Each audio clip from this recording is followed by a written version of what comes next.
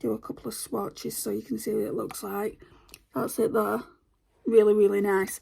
And then this one here is a duochrome, and like I said, you don't even get a duochrome in the Urban Decay Naked Honey. And a bit of hard pan. Definitely getting hard pan. But anyway, that's it there. Really, really nice. I'm sure if I scrape it off with a brush it would be fine. So that's it there. You can't really see that it's a duochrome, but trust me, it is, and it is beautiful. Then we've only got two. So we've got the Morphe and Jaclyn Hill Cosmetics Armed and Gorgeous. So it's got a few yellows in here as well. So we've got Guilt Trap. This one here is my favourite, Coin, and Classified. And then we've got this matte yellow here called Access. I just absolutely adore this palette, and it doesn't get enough use.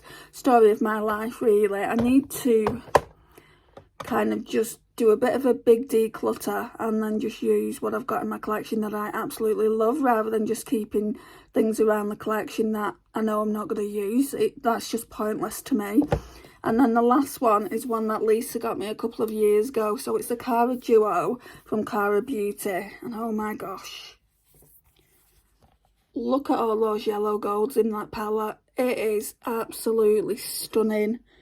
There's no way I'll ever declutter this. In fact, I think I'm going to use it in the summer.